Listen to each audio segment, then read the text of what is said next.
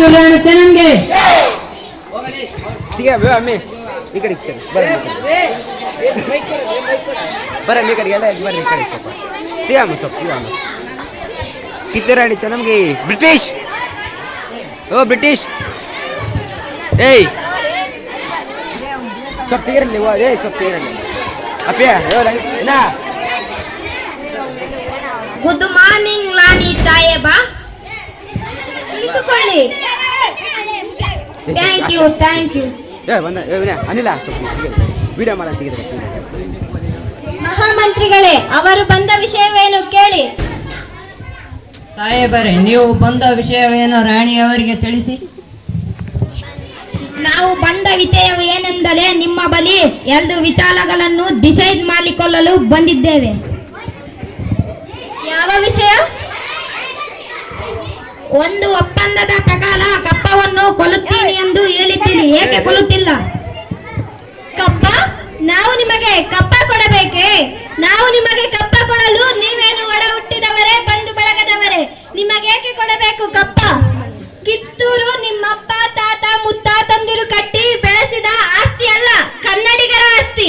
ಹೀಗಿರುವಾಗ ನಿಮಗೇಕೆ ಕೊಡಬೇಕು ಕಪ್ಪ?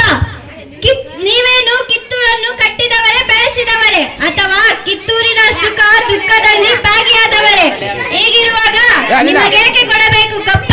ವ್ಯಾಪಾರದ ನೆಪದಲ್ಲಿ ಕಡಲಾಸೆಯಿಂದ ಬಂದ ನಿಮಗೆ ನೆಲೆ ನಿಲ್ಲಲು ಜಾಗ ಕೊಟ್ಟವರು ನಾವು.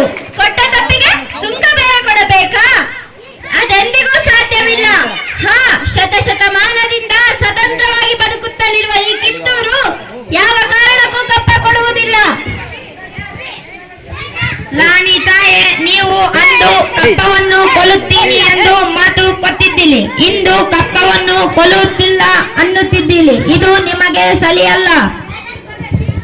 ಜಾಗಕ್ಕೆ ಇಲ್ಲವೆಂದು ಜಾಗ ಕೊಟ್ಟರೆ ಜಾಗವೇ ನಮ್ಮದೆಂದು ಬೊಬ್ಬೆ ಹಾಕುವ ಅಬ್ಬೆಬ್ಬಾರಿಗಳು ನೀವು.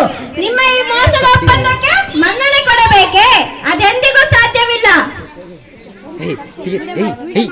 ನಿಮ್ಮ ಪ್ರಕಾರ ನಿಮ್ಮ ಮಗ ಶಿವಲಿಂಗ ರುದ್ರ ಸರ್ಜಾ ಕೊಟ್ಟ ಮಾತಿಗೆ ಬೆಲೆ ಇಲ್ಲವೇ? ಇಲ್ಲ, ಖಂಡಿತ ಇಲ್ಲ. ಈ ಮೋಸದ ಒಪ್ಪಂದಕ್ಕೆ ಕಿತ್ತೂರು ಎಂದಿಗೂ ಬೆಲೆ ಕೊಡುವುದಿಲ್ಲ. ಲಾನಿ ಚಾಯೆ, ನೀವು ಶಪಥ ಬೇಲೆ ಮಾಡಿದ್ದೀರ. ಇದು ಕಂಪನಿ ಸಲಿಯ ಸಲ್ಕಾಲಕ್ಕೆ ಸಲಿಯಲ್ಲ. ದತ್ತುಪುತ್ರ ರಾಜ